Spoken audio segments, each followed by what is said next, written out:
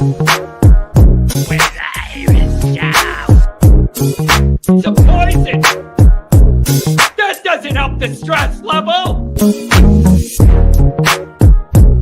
No, don't do it. Get a grip. This stupid video I just showed you. I almost stroked out and died over it. You're watching a different show. You donkey. You ain't a captain of nothing but a sinking ship. Don't do this to me, Harry. The Ohio State. It's Ohio State. What do you mean, the? 312-988-15. Hello? You tell Johnny all you've heard and seen. Sometimes it's good to just yell about football. Yeah, that's right. That's right. Welcome in. Welcome back, folks. We're here with you live on a Friday, and what I always say remains true. Week after week, it bears itself out. Never a dull moment in Notre Dame land. There's just never a dull moment. Year round, it's always something. It's always something. So this is interesting. You knew when the Mickens news dropped, the majority of people were going to be like, he's probably our best assistant. It sucks and there's no way around it. Try and find a good replacement. When the Al news broke, I knew exactly how this was going to go. It was going to be split. And I'm already seeing that in the chat. And I just think it's really, really interesting. I've been seeing a lot of people go, this isn't really a big loss. You have a chance to upgrade. This is going to be awesome. And then there's other people like Renee that are really mad about this. And I know Andrew Gilmore was on Patreon kind of defending Al Washington's honor, giving him credit for recruiting and landing Bryce Young. So I just think that's really interesting. So I want to see where you guys are at on this as far as your reaction to the Al news compared to the reaction to the Mickens news. And if they were different, I want to know why you think your thoughts are different about that. If you could kind of verbalize where you're at on that. So that's top of mind today. Obviously, as well, the Lou Holtz news. I heard like a week and a half, couple weeks ago, somebody reached out to me and said, I heard it's really not going well at all. Have you heard anything? And then I have a connection with the Holtz Heroes guys, and they kind of confirmed, where things are at. And then obviously it became public or whatever yesterday because it was all over Twitter.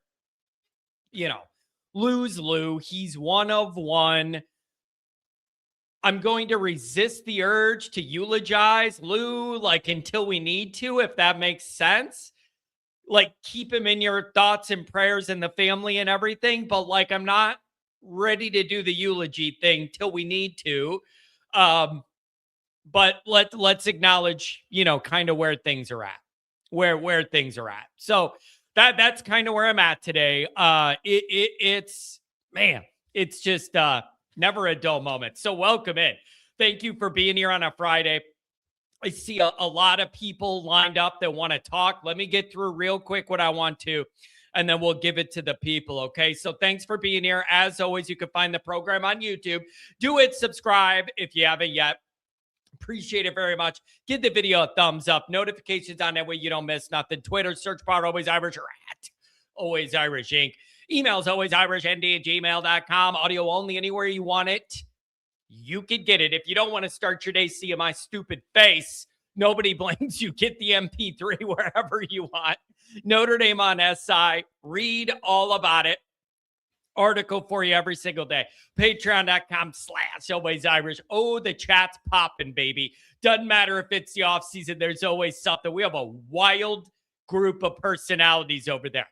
And I mean that a very complimentary, very unique group of personalities over there. Maybe it's due to the host. I don't know. But I love you guys. Thanks for the people there year round. You make it possible for me to do this year round. Love you guys. Link in the description.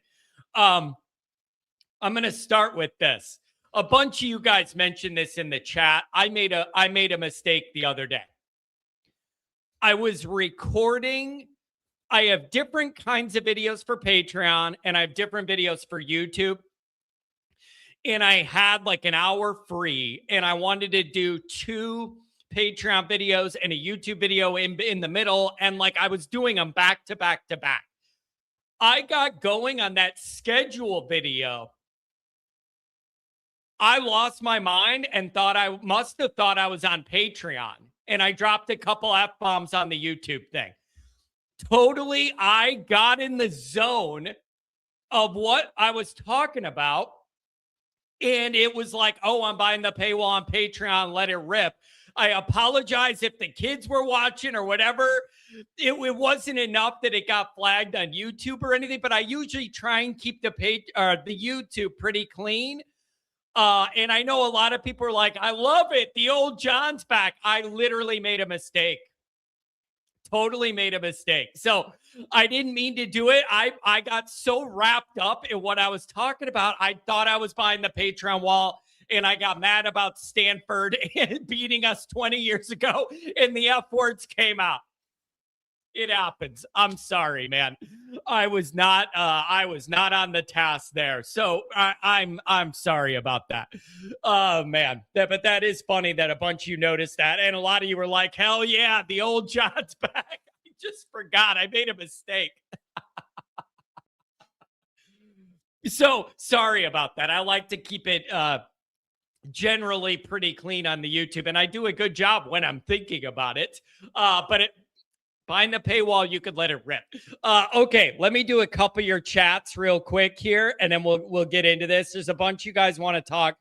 I'm going to shut up since there's a lot of people. Everybody gets 5 minutes. There's more than usual today, so let's do this. Mikey pulls, Al leaving isn't the worst news in the world, but the last thing we need is more instability when you're trying to go on a championship run. Mikey, this is my fan reaction. It may be very immature, but I've said this forever. Every time a coach leaves, the glass half full crowd says, this is the product of a well-run program. Compliment other teams, want your guys, which is true, but can you win a championship before you lose them all? Following up, producing elite level coaches and players without achieving the ultimate goal just makes you a farm team for the NFL, other coaching positions. The immature, selfish fan part of me agrees with this fully. It doesn't make me feel any better when you don't reach your ultimate goal and then you lose key pieces that got you close. No part of that is good, in my opinion. It's just not. So, like, overall, it's good that the program's good enough. People want your guys. But, like, on a personal level, I'm worried about Notre Dame. Not the NFL or these guys getting paid more somewhere. I'm worried about Notre Dame. So it does bother me when it's like, this is a great sign. And I'm like, so you're telling me we haven't reached our ultimate goal and losing key pieces that have got us close is good? Not so fast, my friend. So I understand the whole thing here, but it's just, I'm with that. It is frustrating. Rip. Washington leaving is no big deal. Gives us a chance to upgrade. Sky's not falling. See, I'm telling you, we have varying chats here on all sides of this. We want it all. We want it now. You're damn right. You're darn tootin'. John, how can you say the ACC is bad at football? Most of their teams had winning records in the bowls, unlike the SEC chumps. I'm going to lay it out for Nick. That's a very fair, good question. I'm going to lay it out for you as fair as I can. Ask yourself, did anything about the ACC part of Notre Dame's schedule help Notre Dame's playoff case the second half of last year? No. When your playoff impress the committee game has to be Pitt, you got a problem. So if you're going to, I don't see that ACC part of the schedule really helping boost Notre Dame's playoff credibility at all, other than they have one good team and you couldn't beat them. So that's on you. But generally speaking, none of those ACC teams moved the needle. That back half of the schedule, Notre Dame really got minimal credit for like beating all those teams in a row that were all like not good. It just, I don't know. It's frustrating. It's frustrating. I just saw Brian Van Gorder get off the flight in South Bend. I'm telling you, Brian Van Gorder, like that look he had with the shades and everything and the must. He looks like the guy everybody had that was the coach and the gym teacher in high school. I feel like everyone can picture in their mind a coach from their youth that looked just like Brian Van Gorder. The glasses, the goofy look, the whole I'm all sportsy. You know what I mean? The PE teacher that like, he was the PE teacher, so he was a teacher, but you kind of didn't look at him as like a regular teacher because he's the PE guy and then the baseball coach or the football coach. Renee, to me, the Washington News has me pissed. Oh, Tom Frawley, good to see you. Dr. John. Yeah, bring Van Gorder back. The redemption story. 10 years after his firing after the Duke massacre. Bad times. Bad times. If you look at the big picture, losing linebacker, corner, D-line coaches, the eventual replacements being associated with Chris Ash, there's a possibility the defense takes major steps back. Don't see it. I just don't see it.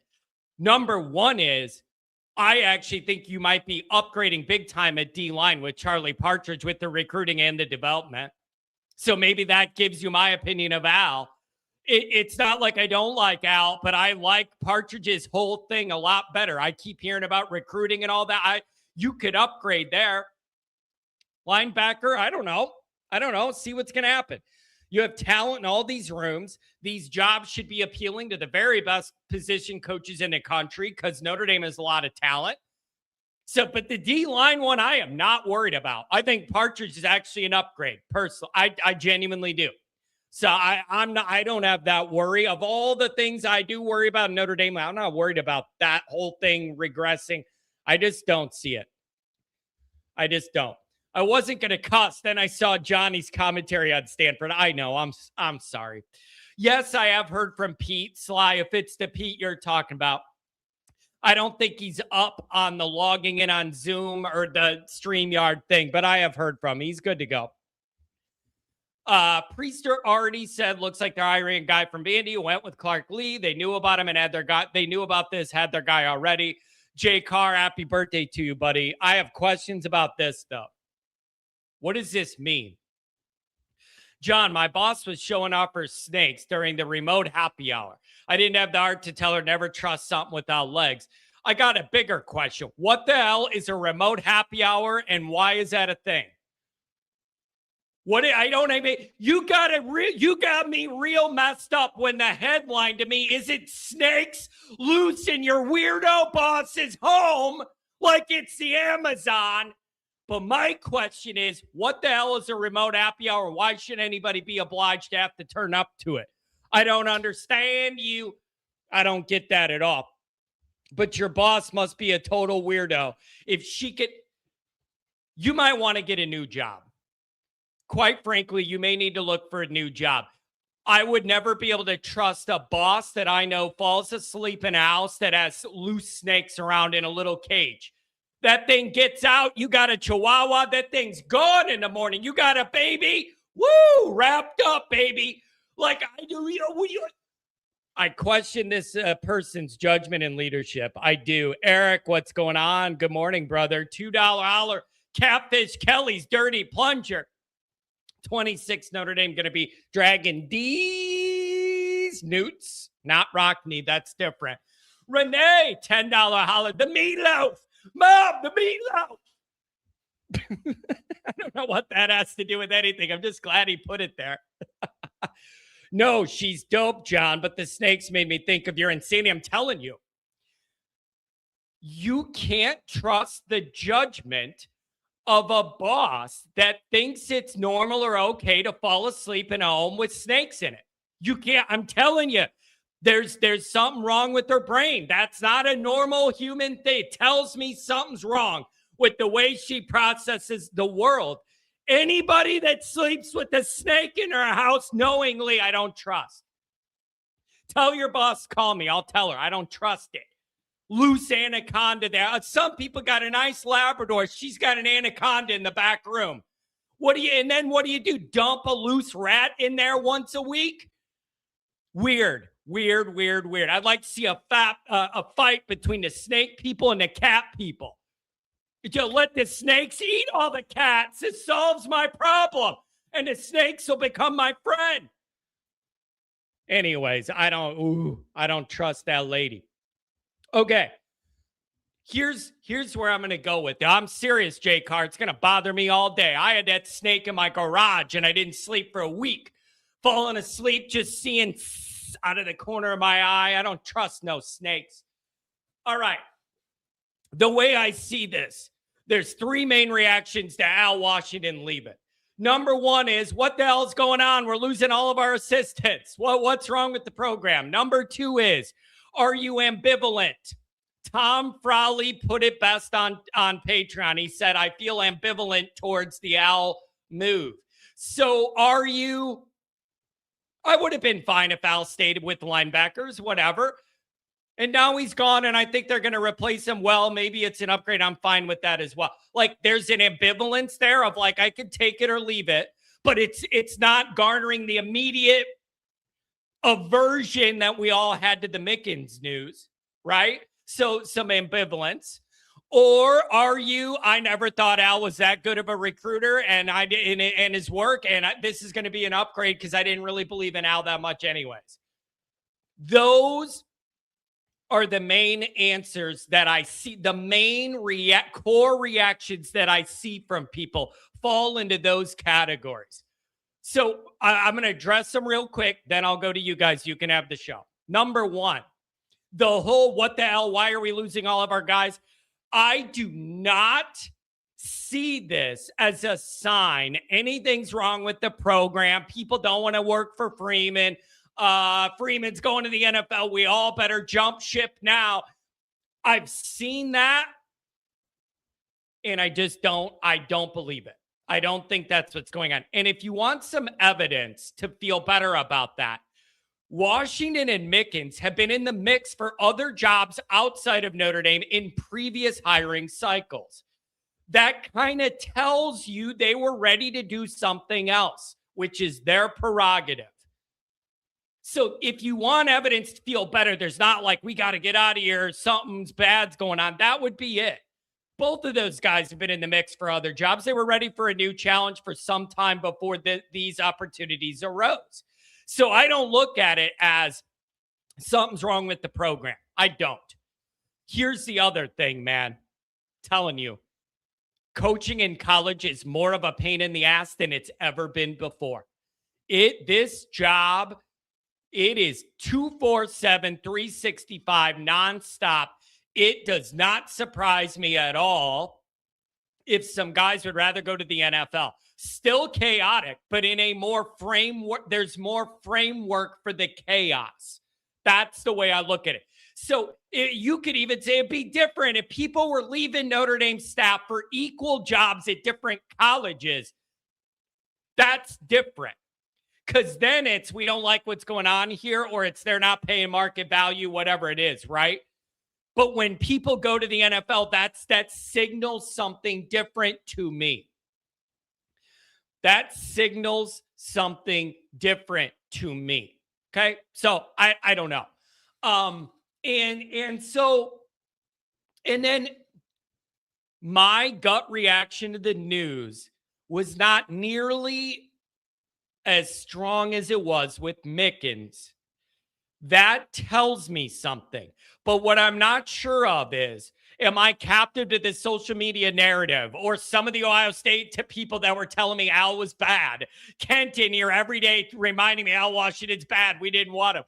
I am unsure whether it's fair or not that I did not feel as much pain with this as I did with the Mickens news. That could just be my own perception of what's going on and the perceived value we place on these coaches. It could totally be unfair. Al Washington did some really good things, but for whatever reason, he never got the status that like a Mickens got of like legendary. Let me put it this way. No one ever came on this show or my Twitter or Patreon and said, open up the checkbook to keep Al Washington. 100 people told me that about Mickens over the years. So maybe that's perception and we're all wrong, misgauging the value there. But there's something to be said about the fact that we all don't feel the same way about this one we did about that one. Could be perceived biases entering into my brain, which is a very simple one, not the most you ain't dealing with the rocket scientist here. So maybe that's on me. Okay. But if you never liked Washington, then this is a chance for an upgrade. And to be quite frank, if you're in that mindset that you weren't sad to see Al go, you might really like where this is headed. I think Partridge is going to be an upgrade at D-line as far as development, producing. He's a good recruiter, and you could do something good at linebacker, and there's talent in all these groups. If Landau and Biaggi go, that'll feel a little strange. Special teams guys are goofy. The last guy went to the Colts, and I made a big deal about it, and then this guy came. Landau would be a bigger deal because that is something that affects every aspect of the program. Every aspect in the program is with the strength and conditioning. That would be interesting to see how it goes. And so I'm open to what you guys think about this. And I was hoping we would have a chat with a bunch of differing opinions, and that's exactly what we got. So wrapping it up and then handing it to you, here's where I'm at. When I first got the news, I did not feel nearly the intensity that I felt with the Mickens news. That tells me something, but I'm not sure if what it tells me is fully accurate or if I'm a victim of the vibe, okay? But there was never the juice around this guy there was around Mickens, and I don't know what that says or whether it's right or wrong. Renee, he's mad about this. He wants to get in and get back to work. What's up, buddy? Oh, John, man, I'm just, brother, good for him. I know it's part of the cycle, man, and I'm so pissed. I'm back here hiding out, lifting these big metal towers, man. I'm so pissed right now, bro. I can't even. Um, I know it's part of the cycle. It's a good problem to have, man. But for me, like I said, for me, I gotta tell people with my relationship with the Polynesians, it was my buddies Tongan that picked me up every day for football practice. Else I would have never even made that move in my life, man. So to me, it's personal. And what he did with Junior and develop that team, and what he did with an undersized line, man, and when you lose a massive of a man in Riley Mills, Howard Cross, man, like, bro, to really say that, yeah, I understand, bro. We got an upgrade with Partridge, a lot more experience. I don't disagree with the chat on that, man. But to completely overlook what he did with a depleted D line, a young D line 2 years ago, like that is a hell of a replacement we're really gonna have to go after. I don't I don't disagree that I trust Marcus in the decisions he's gonna make. Like he said it best. I don't go off an interview. I go off reputation. Okay, because I do listen to what people say. But I mean, people can have their opinion. That's fine. We don't have to agree on it. But to really disregard what he said, look, prior to this national title, he had coached on the last three national title winning or appearance teams: Michigan, Ohio State, and Notre Dame. What does that say about the man? He means he's a develop and two of those programs were linebacker, and then he went to coach D line for Notre Dame. He did it at Michigan, did Ohio State, then Notre Dame goes to the D line. You know what I mean? So I just, for me, bro, I wish him the best, man. And I think everybody in that chat knows, and you've known, bro. I've rooted for that dude, and I said, hey, man, stay off my boy out Washington. He's getting after it. Look what he's doing, man. You can't argue the work that he's done, man. For me, So, I'm really Renee, hard. Go ahead. let Go me ahead. ask you, did you feel similarly when the Mickens news dropped to when the Washington news dropped, or was it like pretty much the same vibe, or did you feel more strongly one way or the other? I felt I didn't feel as emotional. I didn't feel as emotional. I did feel the kind of like, oh man, what just happened? But you know what just happened because Mickens by far probably most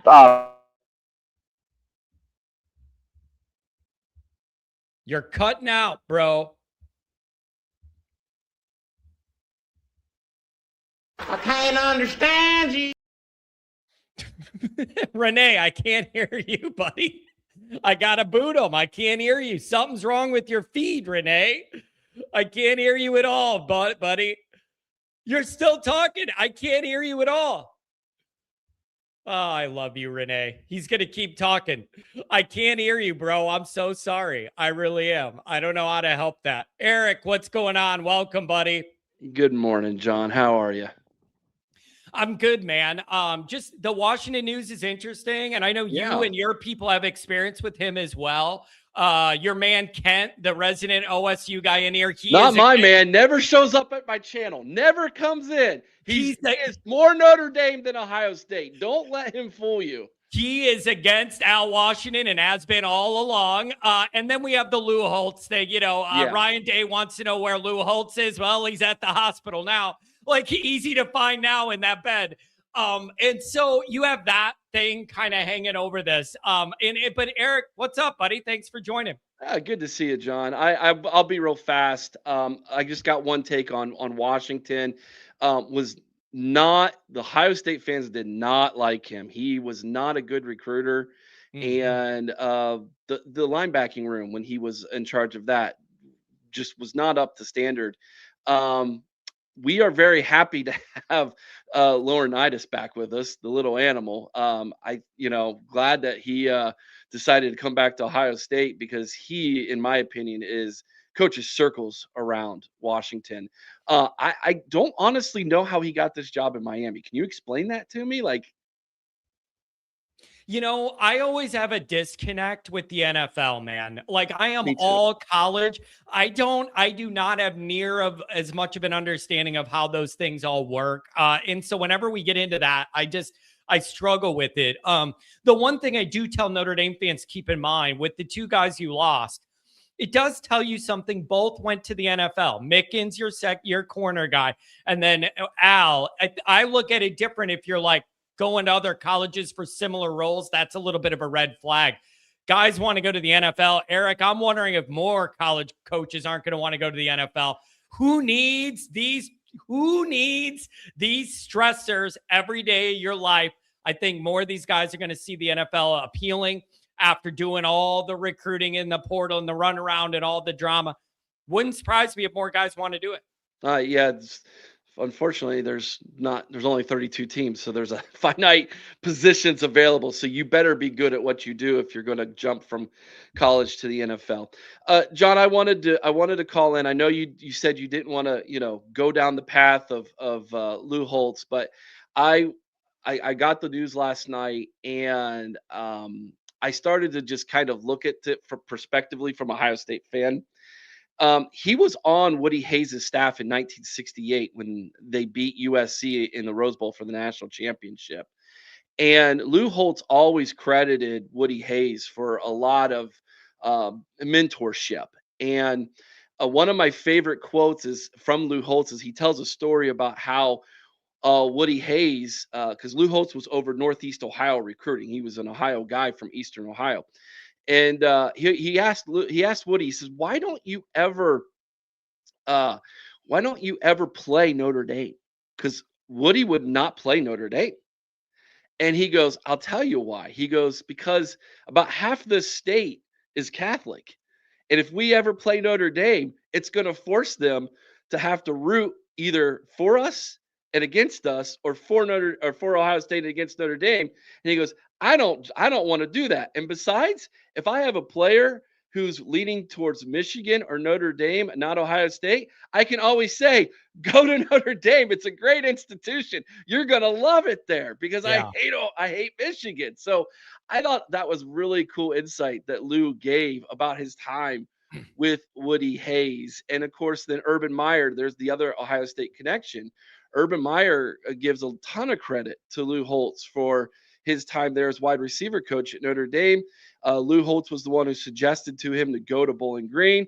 Famously, Urban Meyer says Bowling Green's a bad job, and Lou goes, they're all going to be bad jobs if they're open, buddy. You got to go make it a good job, which I thought's another great Lou Holtz quote. And then as I made my video this morning, it dawned on me as I was thinking about it. In a weird way, I think Lou Holtz, through poking Ryan Day with the toughness stuff, was tipping his hat to Woody Hayes and Mm. saying, "I'll get him for you, buddy," because he's. Ah, I kind of spun it that way in my head, and interesting. and I think there might be something to that, in all honesty.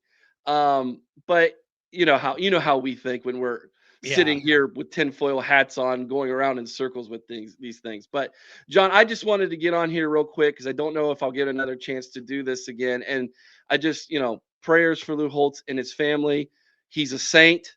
The dude is going to be one of the great ones in heaven to talk football with one day. Yeah. Uh, and I actually admire Lou Holtz. He's an Ohio guy. I know Ohio State people wanted him to come back and actually replace Woody Hayes, and he didn't take that opportunity. He was at Arkansas at the time. He didn't take that opportunity. Um, and he's been honored at Ohio State a couple times because of the 68 team. So there's a lot of Ohio State fans who appreciate him. So shout out to all the good Ohio State fans. There will be some a-holes in this fan base who are going to do stupid things in the next week or so when it comes to Lou Holtz. I'm not going to be one of those. I tip my hat to him and appreciate everything he's done for college football, and he's a great one. Hey, Eric, always classy coming from you. Lou is just one of one. I like people in culture or sport or music or anything that are one of one, where there's no one else like them. And you can't put together all the traits that make that guy again. He's one of one and just a very unique figure in the landscape of college football and a special place in Notre Dame. I know for Notre Dame fans, they really, really wanted and hoped he would be alive to see us win another championship. He could hand over the crown of the last guy to do it in Notre Dame and then go to heaven and talk to Leahy and my boy Frank and everybody else up there in era. But yeah, he's one of one. Eric, you're a class act, my friend. Anything else? That's it, buddy. I appreciate you, John. Hey, thanks a lot, Eric. Everybody go join Eric's show. Go join the Patreon. Support him over there. Eric, thanks, man. Have a good weekend, buddy. The Ohio Pod. Look it up. Have a good one. Oh, he's a class act. He is a nice guy. Let's keep it moving. We got a lot of people today. What's up, buddy? Hey, how are you? I'm good, man. I'm good. Never a dull moment. There's always something. You can never have a stress-free week, right? It's always something, man. I guess I should be happy about that. It gives me a reason for people to tune in every week because new stuff keeps happening. So what do you make of this, man? What was your immediate reaction to the news? Where do you think this is headed? Like I don't know. My immediate reaction is that this is what happens when you have a successful football team. And although your argument is that we haven't reached the pinnacle yet, people try and snipe coaches that are good for you. They try and steal coached, and that's how things are. Yep. Now, Leo, whenever I go down that path, I admit that it is probably immature and selfish of me to view it that way. And you got to realize only one team out of 136 or whatever is the champion at the end of the year. And I'm here like saying you can't lose a good coach till you're that one team. Like I realize the logic in this isn't always on my side. It's more of an emotional thing of like, dude, it just feels like when you're on your way up, it's a step back to lose one of those guys. But I definitely understand the program's in a good place. You're going to have good guys that want these jobs because the program's in a great spot. Yeah, the part of it that I don't understand is when he agrees to be the linebackers coach, is that considered a promotion? Yeah, that's a good question. Or is it just that I guess it depends on the money, right? Like whether you're the D-line coach or the linebacker coach. Like, I don't know if that's lateral, but it depends on the money. Yeah, I'm wondering, did you take a promotion and then 3 weeks later leave? Because that would be very strange to me. You know, all we ever do is challenge the young athletes' loyalty to an institution. And here you have an adult bouncing after he signed potentially an upgrade, and 3 weeks later he changes his mind. Or is there a dynamic where Freeman was like, we're doing the Partridge thing, but if you want to stick around, you can move over? And maybe Al took that a certain type of way and it made him look for other jobs. Like if that's a lateral move over, maybe he didn't feel that it was that. But Mickens and Washington have been in the mix for jobs in previous hiring cycles. This is not coming out of nowhere with either one of these guys. And, I want to give a little bit of pushback on what Renee said, although I do think Washington coached admirably once Cross and Mills went down in the playoff run last year. Those are your D tackles. Where's the the edge production been? And if you look at Notre Dame over the past 10 or 12 years, maybe even prior to Washington, you've got guys like Kareem, Aquara, Sheldon Day, Tuitt, Foskey, Prince Shembo. You didn't have that under Washington. You had some good D tackles and good D tackle, but I think you had seasons where your D tackles led the team in sacks. That's not supposed to happen. Yeah, I think that's fair. I knew this was going to be divisive. I just knew it was. There isn't the same aura around Al Washington there was around Mickens. And I just don't know whether it's all fair or not. But there's always been a difference. He didn't have nearly the aura, and half the fan base has questioned him since he arrived here. Well, that's because before he arrived, you had consistent edge rushers in Notre Dame dating back to who was the guy that was on the Giants? On the 2002 team, you had DNs. Talk. Yeah, Justin, you've had consistent DNs dating back from 2002 up until 2020. All of a sudden, you kind of hit a roadblock. What was the roadblock? You're recruiting. Who's in charge of that recruiting? The D-line coach. And while the D tackles have played well, you can make an argument that the DNs have been underwhelming in terms of their sack production. Yeah, I liked the move of Washington over to linebacker because it was a way to kind of keep the skill set he does have in the building and give you an opportunity to maybe upgrade a D-line a little bit. Like, I haven't seen anything but positivity towards Partridge. As far as development, recruiting, and all of it. I haven't seen one negative thing written about him. And Johnny, just to reiterate what you were mentioning about Mickens, the reason why people fell in love with him is because you and I have flashbacks of Ohio State receivers being 55 yards behind our secondary in 2005 and 2006, and then Michigan. And then all of a sudden, we had a fast secondary. Who was the guy that implements that and finds these diamonds in the rough? And that's Mickens, right? And so he kind of gave the secondary lift. Safeties that are going all pro in the NFL. Yeah. Yeah. So I don't know, man. A part of me feels like Freeman kind of had an idea some of this stuff may be coming. I think they're further down the road on figuring out who they want for these roles than the public knows. Like I don't look at it as in the program's something wrong with it. I just think this stuff happens, man. Go to the NFL, change a pace, get in the big leagues. Like, I don't know. People are ready for something different. All of your defensive coaches from the 2024 run are gone. Is that right? I think so. Your D coordinator, linebackers, D-line, your Golden, secondary, yeah, all gone. So let's see what these new guys can do. Now, obviously, Notre Dame, #1 recruiting class, very highly regarded transfer portal cycle. You should get the best of the best. And from what we're hearing, Notre Dame's not being cheap about it. So we should get some really good candidates. Yeah, I totally expect that. Notre Dame pays market value now. They're not going to cheap out. They'll get somebody good. Andrew Gilmore's pushing back on this whole narrative in the pro Washington camp. He's saying Al was responsible for 3 5-stars in that 26 class. What are you going to give him credit for that?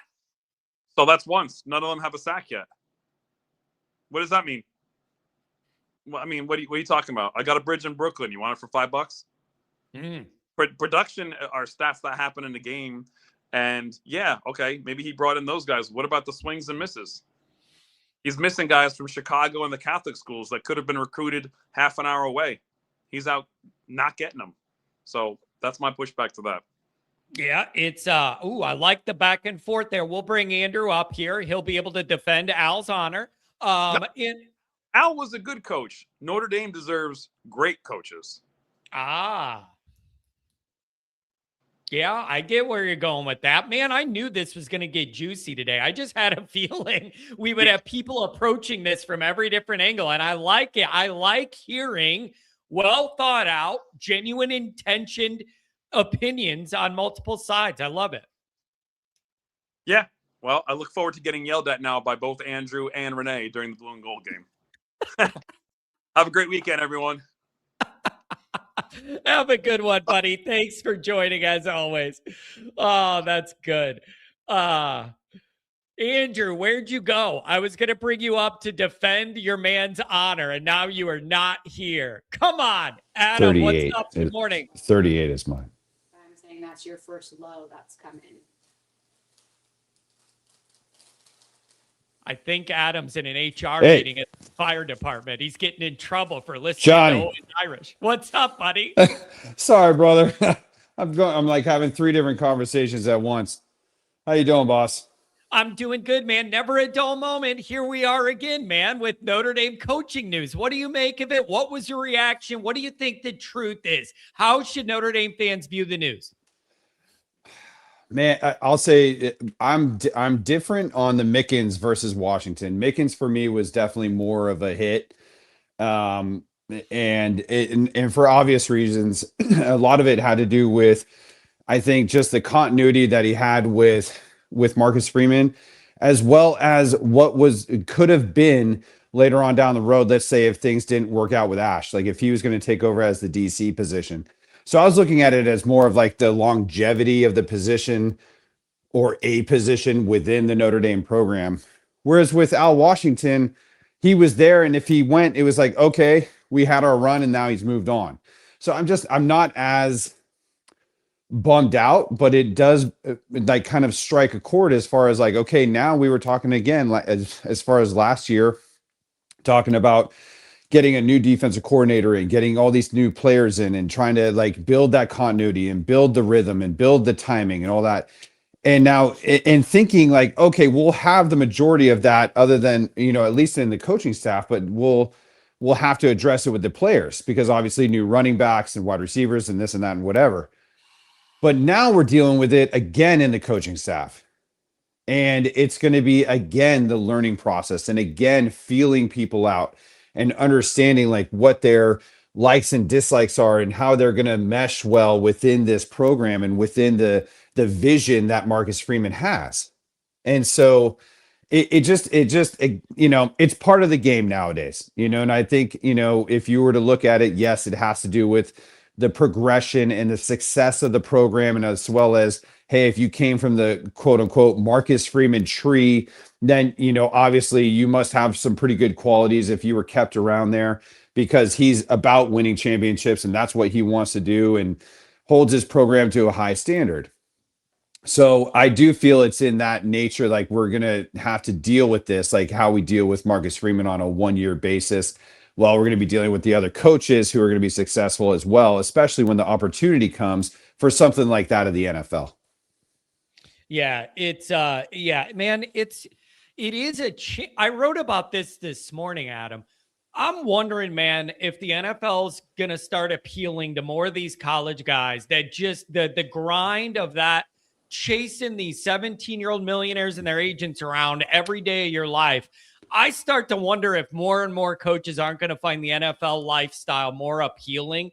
And I don't know whether that's a part of this or not, but the increasing chaotic nature of the college game, it makes me wonder if more of these guys are looking at that lifestyle as more appealing. I would look at all of this much differently if these were lateral moves to other colleges. That is red flag territory. I'm not sure it is when it's the NFL. Completely agree. So if these coaches were going to Ohio State, Miami, and whoever else, that would be more for cause for concern, at least in my mind. And I think you share that same sentiment. Whereas with, going to the NFL, that's like the pinnacle of football as far as the highest level. And then, and not to mention, when you go to the NFL as a coach, you're not dealing with recruiting. You're not dealing with having to deal with contracts and all that other stuff. That's going to be or NIL and things of that nature. That is more for the general manager and the owners, and they deal with all that, and the agents, so to speak. Yeah. It's now, more that the whole narrative of like, they buy the groceries, you cook the meal. You know what I mean? 100%. Yeah. 100%, buddy. Yeah. And I think it can be more appealing, especially if you're getting a pay bump. You're at the highest level in football, and you don't have to deal with a lot of the nonsense that is now coming up. You know what I mean? You know what's a good bonus for Al, by the way? Living in Miami and being rich. That is a good, like, bro, I know you're a California boy. But I'm just telling you, man, when those South Bend winters, like, you pay me over $1 million a year and I'm living in Miami, I could think of worse ways to live the off season. No doubt. And so exactly. So you're talking about location, you're talking about money, you're talking about the lack of responsibility in a chaotic college world that still hasn't figured out how to govern itself yet, because it's so just the wild, wild west. It makes sense. So I have, I don't have any, ill will or like, oh, how could they, or anything. They're doing what they feel is best for their families, and they're going to move on. And then if you think about it, Mickens gets to tie in with Kyle Hamilton up at Baltimore. Like, you start thinking about the connections that people have had over the years, and where, that might be to Notre Dame or to other, programs that they might have coached or played with. And it's about the people, and it's about the relationships that you build. So, hey, good for them. But moving forward for Notre Dame, it's a real, I've heard that they've had people in mind, and that this isn't just something out of the blue, but they need to build again the team and that leadership capital that I like to talk about, and get it together quick, not in 3 or 4 months. I mean, start getting it down where you have whoever the candidates are to come in, take the positions, and start hitting the ground running now, like in February. Because if we wait till that June, July or whatever, or if something isn't happening and then we just try to fill the spot, it won't feel as right, because it feels rushed because of the time pressure. And then you're not going to be building the continuity. You're not going to be building the rhythm. You're not going to be doing all that. The players are going to be like, all right, who are you? How does this work? You got to start now. I'm with you, Adam, I'm with you, but I'm going to say this. I have a lot more comfort and confidence in the transition for Partridge into the D line and whatever they do at linebacker, only having to worry about their group, than I did with a new DC coming in this time last year with Miami and A&M staring at you the first 2 weeks. Like, I have way more comfort with whatever this is going to be than that, because that was a big question mark and it burnt you in the first 2 games. This is a smaller scale project, getting Partridge in the D-line room, getting the linebackers set up. Like it's just less on the guy's plate to be able to put it together. I have way more comfort with this dynamic. And you know what? I can't push back on that at all. That's a great point, John. And because of the fact that, not to belittle it by any means, but it isn't as drastic of an overhead position. So in that regard, like that makes me feel a little bit better. I'm glad you brought that up. But still, it's just something where, I look at it and I really hope that they're moving forward and trying to build it up, because there's just going to be too much on the line. I mean, now there's it just feels like there's so much pressure on us. At least this is the way I feel as a fan, that there's so much pressure on us for this next year, especially with the way you touched in on the scheduling and how it feels, quote unquote, soft. And then as far as what happened last year, okay, well, now show us, right? And if we did go 11-1 and God forbid 10-2, man, we just need to really go all out, don't leave nothing on the table, and start week 1 in Lambeau and blow people out of the water, the way we started when we went into Arkansas and was doing all that. We need to do that right off the bat. And, you just don't want any kind of hiccups, whether it's from a coaching staff on the higher end, or in the mid tier section. Yeah, it is. I'm gonna say this though, man. The Notre Dame defense has a reputation now, outside of early last year, but the overall landscape of the Notre Dame defense, this is going to be these are going to be appealing jobs to anybody. I don't think it's surprised Freeman. I think he was already probably working on things and had a top couple guys in mind at each of these spots. I don't think he's surprised like a fan on Twitter is that it came out of nowhere. It wouldn't surprise me if they're way farther down the road than we think they are, or we know they are. And some good coaches probably want to be here because Notre Dame's got it rolling on defense, and there's a lot of talent on that side of the ball. I completely agree with you. They are always going to be a couple steps, or if not 100 steps ahead of what, you and I and everybody else are thinking or hoping for, because they're having all these conversations within the building. Is Washington and Mickens and all these guys, they're going to take these interviews. They're going to be talking, and of course Freeman knows. So he's already thinking right off the bat, okay, who would be my replacement? Who am I going to? How am I going to move the chess pieces around? And that's promising to remember. Johnny boy, last thing I was going to talk to you about was your rant on the Stanford thing, and now you made you made the you kind of defined it for us as far as like what you were thinking. I was sitting there listening to that last night going, yes, like Johnny, that's exactly how I felt, because I was in those stands dealing with all the the chaos and whatever. And I was like, man, he's just letting it rip tonight. It was fantastic. Adam, but I lost my mind. I got in the zone. I did like 3 different videos in a row. I just got in the zone. And then that Stanford thing really like got to me. I remember in my 20s, like the Andrew Luck era, like that era of Stanford. Yeah. And I remember sitting there staring at the couch, at the TV on the couch. And I didn't have social media. YouTube wasn't around, like all of that. And I just remember staring into space thinking, how far away is Notre Dame from where I need them to be if you're not even the best smart academic football school anymore? I was in a bad place because I couldn't handle that you're not even, forget being the best overall, you're not even the best smart school anymore. I couldn't handle it. No. I started losing all my hair. I took my girlfriend at the time, who is now my wife, to the Stanford Notre Dame game. That one that was like 4th and 15, and then they kicked the field goal at the end of the whole thing.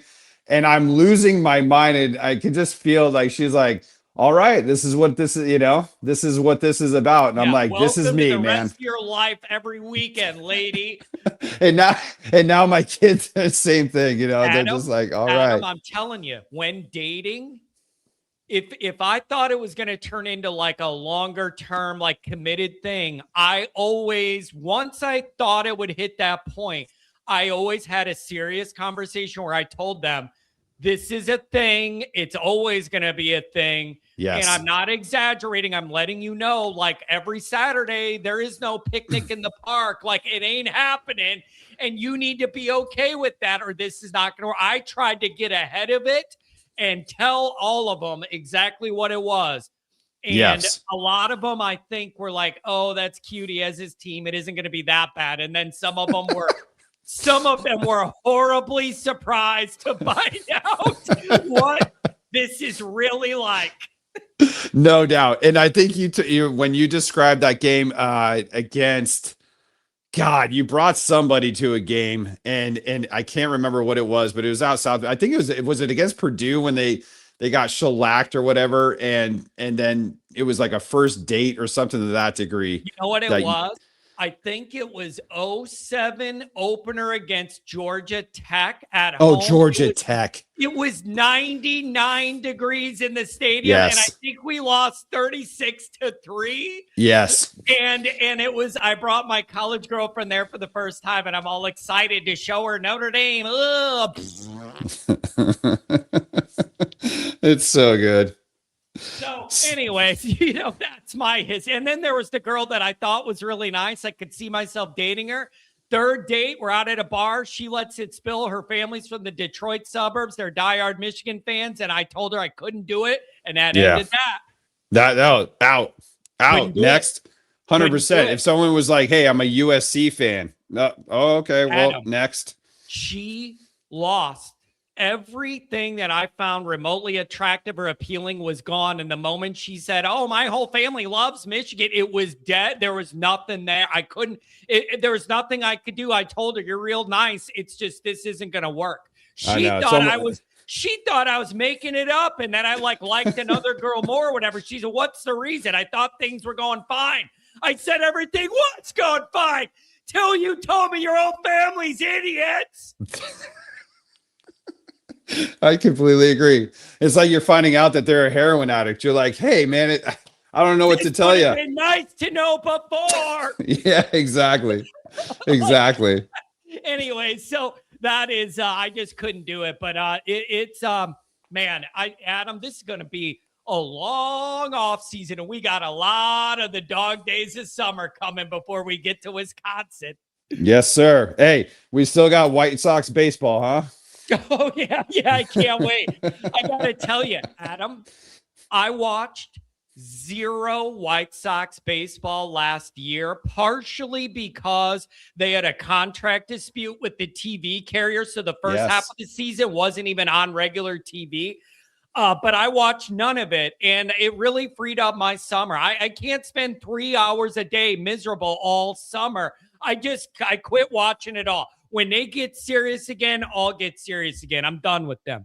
Yeah, I hear you. For me, with the Giants, they have put in the time, the money, new coach. So we'll see. But it's hard when the Dodgers are sitting there spending $17 billion a year to get every single best player. So it's just, you know what? You just have to kind of enjoy what you can enjoy. But I'm be with you every single day throughout the summer, man. We'll get after it. I love it, man. Hey, have a good weekend out there in sunny California. Adam, thanks for joining as always, my friend. You got it, Johnny boy. Take care. Yeah. Pat Cotter wrote in, so you're calling all of CJ Carr's family idiots? I think, tell me if this makes sense. I look at fandom differently than working. Do you get what I'm saying? I could never be a coach for any of this if I had the knowledge and experience. My brain, I would only want to do it at Notre Dame. Does anybody else ever think of this? I am Notre Dame or nothing. And now all these coaches just move shirts and move to a different culture, a different school, and they just do their job. I wouldn't have the motivation to do it unless it was for the mission of Notre Dame, and that's 16-foot gold lady on the dome. I wouldn't want to do anything. I said my dream job would be to be a hype man for Freeman with the towel and just be jumping around to hype up the team. I wouldn't be able to do that job for anywhere else because I don't care. I don't care about anywhere else. It's just like doing this for work. It's the only thing I've ever meant to do because it's the only thing I like doing. So I don't know. I feel like I make an exemption if you're a coach, and because I realize what high level that is. But the Walmart Wolverines, I have no patience for at all. At all. WPP, then Mark. What's up, WPP? Hey, John, it's Pat from West Palm. Can you hear me? I can. What's going on? Good morning to you, sir. Yeah, good morning. No, I just got the news about Coach Holtz, and really sad, really sad. My memory of Coach Holtz was, as a student back in the early 90s, you would arrive for school in August, and you'd get there maybe 3 or 4 days before classes started, and you were supposed to go get your books and all that kind of stuff.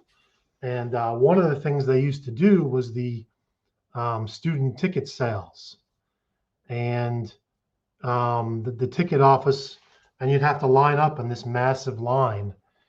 And if you wanted better seats, that is, you were guaranteed a seat, right? But to get the better seats, you had to line up, and people, the students would line up, the night before, and it'd be like one big party, like an all-night party. You could do that when you don't have classes and stuff like that. Anyway, and you could send one person could buy 4 tickets, for you and your roommates, as long as you had their student IDs and stuff like that. Anyway, it was a big tradition to line up and to, overnight outside the ticket office. And Coach Holtz and his wife used to come out at like, 6:30 in the morning. Most of the kids had been there all night, and the ticket office didn't even open till 9 a.m. And Holtz would come out, and I remember him and his wife pulling up in a car, and they had like 500 donuts that they had purchased, and they would hand out donuts to the students that had lined up. And sorry, he's just a really classy guy, Coach Holtz. And I think that he'll take his place, among the Giants, in school history, really. And not just coaching Giants. I think that his impact, I think, was greater on the school after he left than while he was a coach. Ooh, can you walk that out? That's really intriguing to me. Can you explain what's in your mind when you go there? That's really interesting to me. Can you walk that one out for me? I mean, I can't think of a better representative of the university over the last 30 something years. Yeah.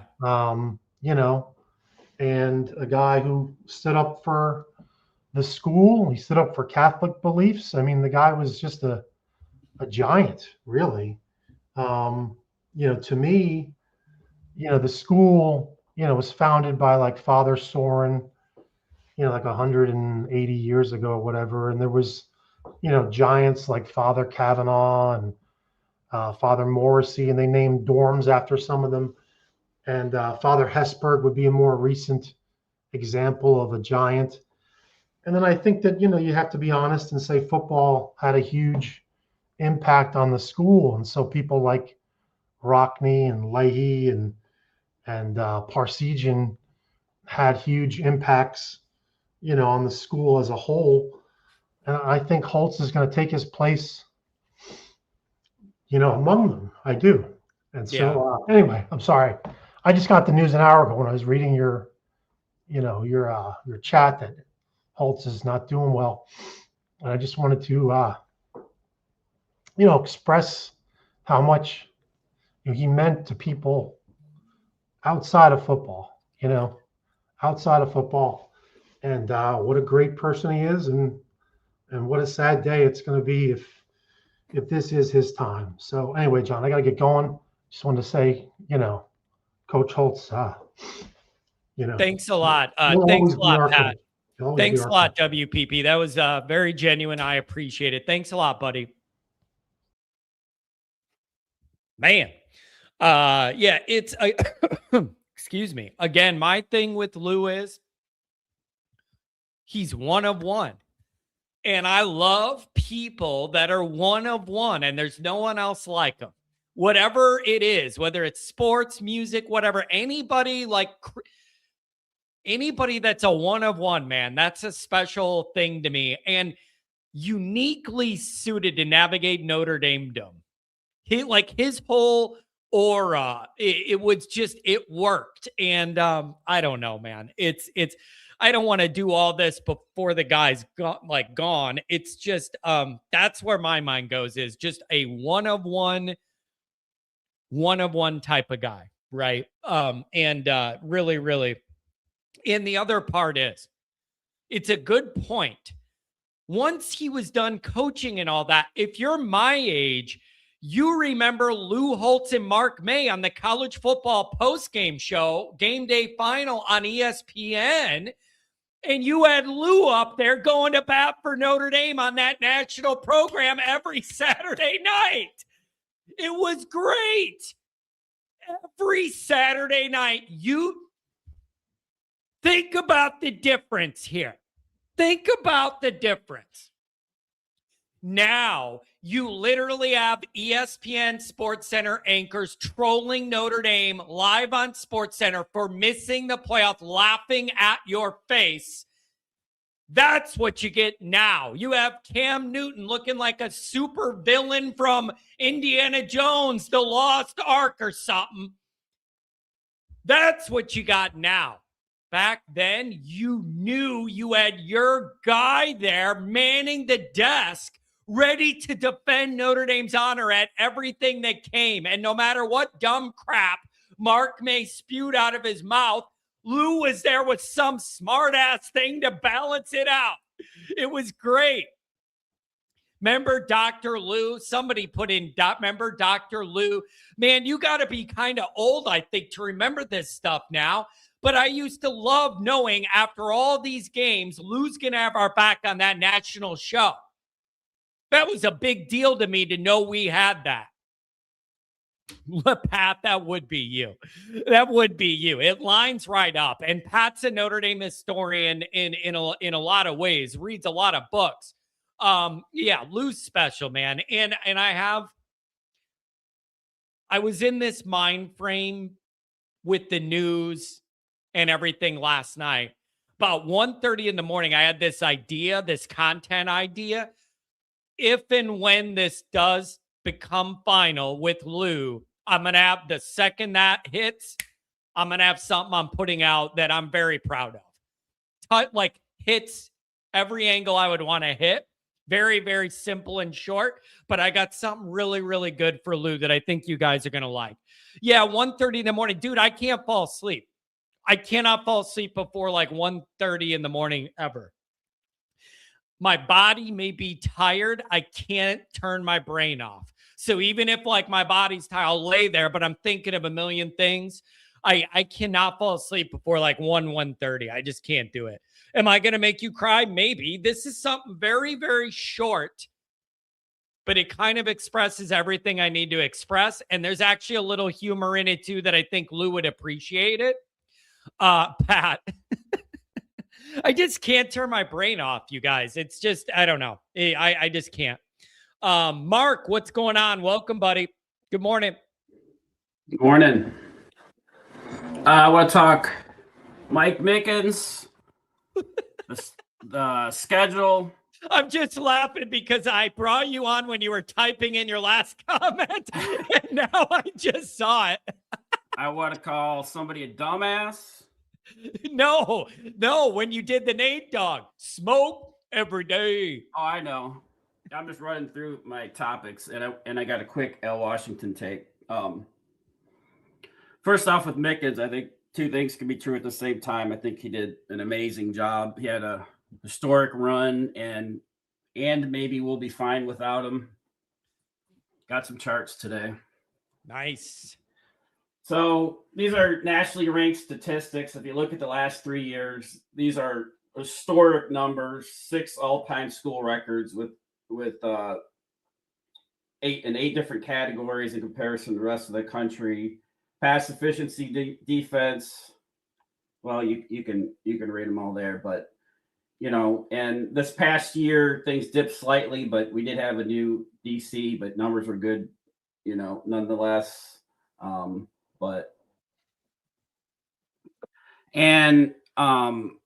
We're set up for the immediate future. I mean, we think about going forward with this upcoming season as well as next, this 5-star haul and what we already have. With Adams and O'Brien coming, we've got abundance of riches, and then that 26 haul, we just landed more 5-stars in one class in the previous 12 years. And I think, that's telling of, Mickens, shout out Carter Allman. He's killing it. Now I want to talk about the schedule. Wait, Mark, we have a serious question. What do you do with all the poster boards once you present? Do you recycle them or do you burn them to keep your home warm? What do you keep staples in business? What do you do with all of your science projects? Oh, I got done. I got a ton back over there. I was scrambling to do an Al Washington one, but I'm just going to do some stats on him for the schedule. I'll do this one first. The biggest problem we're all well aware of is starting the season off, stumbling out of the gate. So it's probably surprising to see that the first 2 games of the season every year is a problem. 3 and 5 and 4 seasons in the first 2 weeks of our season. Damn near as many losses in the first 2 weeks as every other game Freeman's coached. So we shouldn't be overlooking anybody. This is crazy to see. And obviously Wisconsin and Rice, I think that will avoid some of those problems. And this schedule sets up perfect. I seen Andrew Gilmore commenting about it. I think it was on Wednesday's show. Look at this. We played 4 teams that were above 500 last season. The other 8 teams combined averaged 3.5 wins last season. So, we do have 3 interesting games out of the final 5. So we've got some, manageability, but then at the end, at least we have a little bit, more interesting of a season, which I think will help kind of the excitement of just the fan base to kind of help our strength of schedule. Yeah. And, I think if you're able to get off to a good start, even if the schedule doesn't thrill you week to week, if your team is undefeated and playing well, every game is a big deal, regardless of who it's against. That's a benefit we didn't have last year, right? And a benefit you really didn't have the year before when you lost the second game. But it really, there's going to be a lot of excitement because I think this team should get off to a big roll. And if we're honest, Notre Dame and Miami should meet both undefeated in November in South Bend. If we are looking at both of those schedules, being honest, that should be an undefeated top 5 clash. When I look at the beginning of their schedule and the beginning of ours, I know you got a trip to Provo out in here, but man, that should be setting up for a huge early November clash with Miami. Yeah. And then next thing, and I've ran through this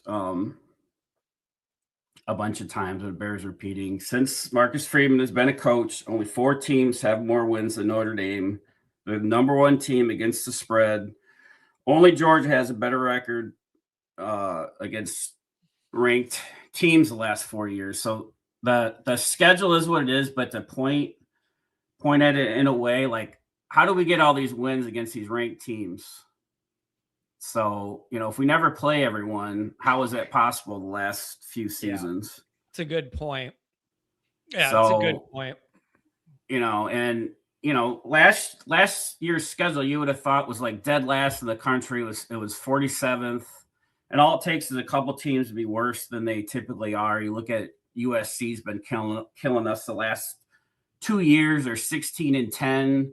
They're a perfect example of a team that's always better than the record. But so when I talk about all that last 4 years, that makes us relevant. And here's the dumbass I want to talk about. And if you look at this guy, if he's as dumb as he looks, he probably doesn't know the definition of irrelevant. And I don't know what's got his pink panties in a bunch with Wait a second. Notre Dame all the time. But is the top of his hat open for the hair to come out the top? That's kind of awesome. I don't know what this guy's deal is, but it's ridiculous, like you said. And real quick, I just threw this together, but Al Washington, for perspective, last year's defense, 9th in run defense, 7th in yards per rush, 14th in sacks per game, and at the end of the regular season, led the country in total QB pressures, 79 hits and sacks. Out of 285 pressures, 206 pressures were from the defensive line, 119 were from edge rushers.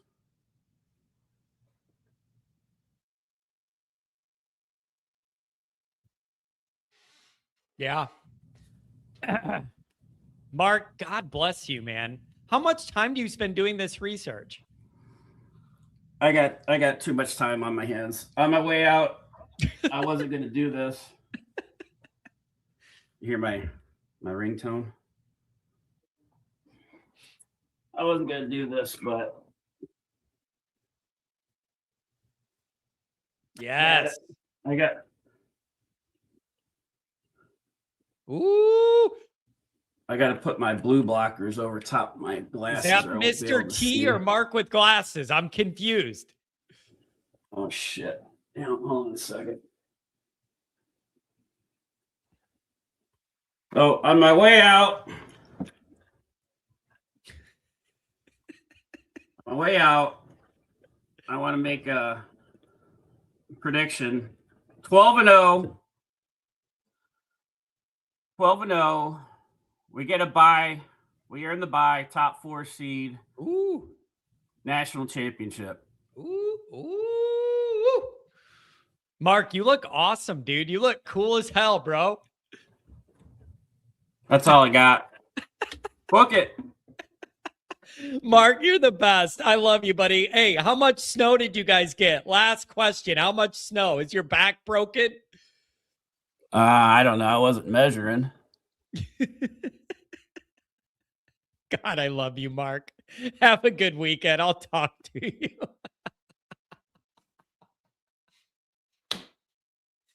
Dude, this show never ceases to amaze me. You just never know what you're going to get, man. I love this group so much. Arkansas Spicoli, what's up? Hey, bud, have a pizza. What's going on? What's up, bro? Just wanted to call and say what's up. It's been a minute. I didn't call after the championship games or anything, and with the news of Lou, I just wanted to call and speak a little bit about it, bro. Sure.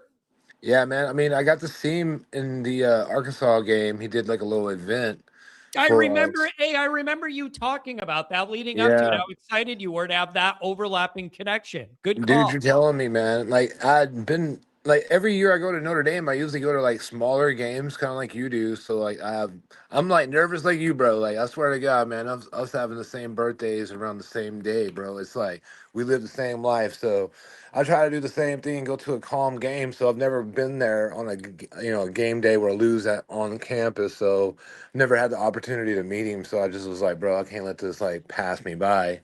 Yeah. So when I, got the dude, it was like $500 a ticket, and that's why I didn't go to the Arkansas game. I would have liked to gone to the game too, man. But I was like, I was strapped for cash because I was already going to the Notre or the Navy game that year with my parents. So Airbnb and all that, I had to like skip out on it.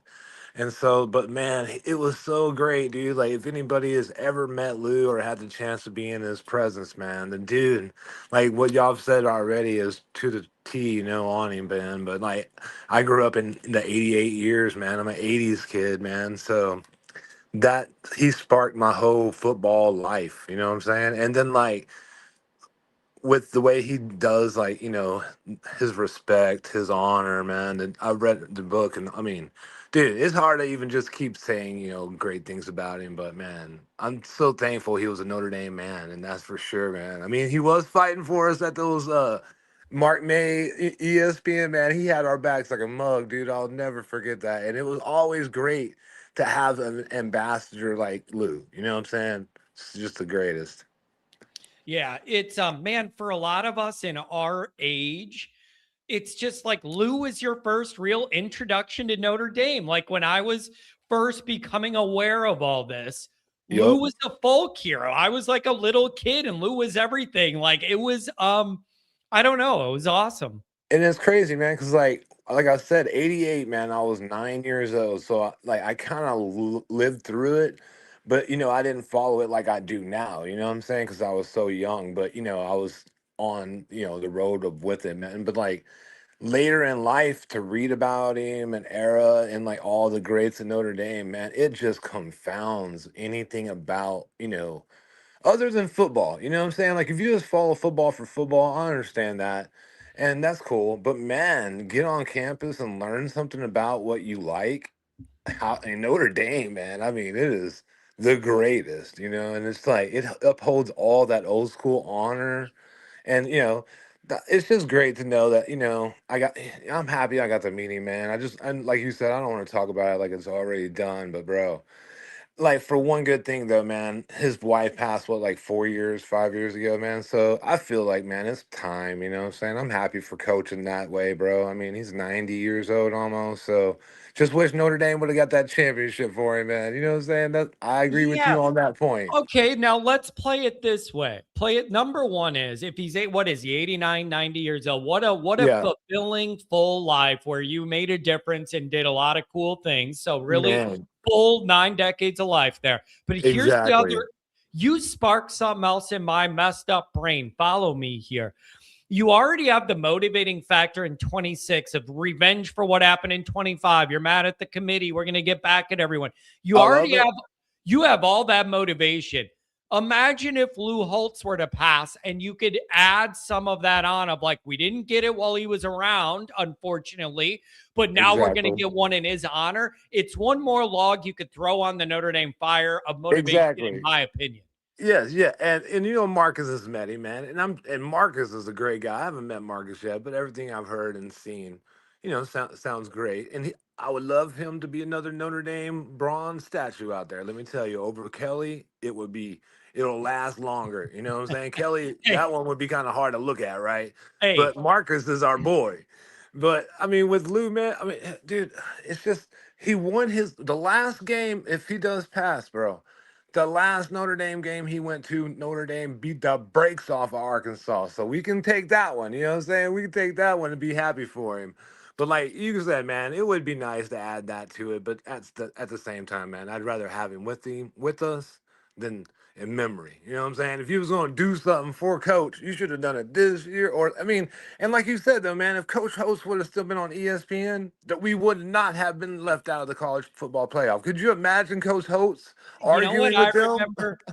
You brought up Kelly, and I'm not making this about him, but I Mhm. remember hearing the stories that when Kelly was like struggling through Notre Dame or whatever, Lou would write him these encouraging letters. Yeah, Be like, I've been there. I can tell you how to get, I understand what it's like.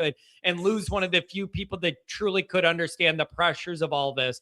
And he never got a damn response. The last guy that won a championship in your job, he kept reaching out to Kelly, encouraging him. And he never wrote back. He never called him. He would show up to the golf outing, collect the donor check, and get the hell out of there.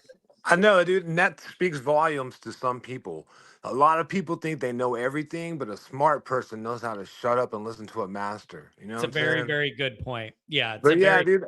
And with this year, man, losing our two boys, man, Mickens hurt, bro. Mickens hurt because I mean he set a new standard with DBs right now. I'm not worried about the future. I have faith in Freeman can find someone, and I'd be excited to see who it's going to be. But with Washington, man, I was kind of like in that middle ground. You know what I'm saying? I agree with the rest of the folks with the D line. It hadn't been what I had expected. You know what I'm saying? Sorry, I just keep saying that, bro. But I just, it's like it's in my brain. But at the same time, man, I'm kind of interested in seeing who we be bringing in, man. And anybody under, the Vanderbilt, I forget his name, man, but he's a great DC. So, and he's a great head coach now. So that seems like a great, tree to go under. Yeah, I am. I'm confident they'll find really really good people here. I mean, this job should be able to demand getting some of the best coaches. I mean, that defense is loaded with talent, and there's a For lot real. to work with. Should be very appealing in the secondary and the linebacker role. I'm sure Freeman knows what he wants to do, and they're already got the ball rolling. I mean, and dude, we got the number one recruiting. I mean, can Notre Dame ever stack wins instead of having a supremely great win, with the recruiting class, and then supremely bad event with the playoff, and then thank God Miami didn't win, but good Lord, Indiana did. But I mean, God, dude, where are we at right now?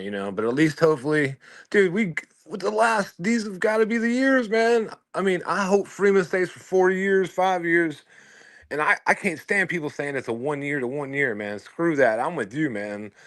Once you pick something, I wish he was a Notre Dame alum and we could just say Freeman's for life because that would be great. You know what I'm saying? Like 40 years of one great coach would be amazing. But, man, I just wish loyalty was still around versus the dollar. And then, like y'all said, I agree, man, with all this recruiting and paying, it's kind of running people to the NFL versus keeping them in college. But with all that said, bro, I'll just sit back and chill and listen.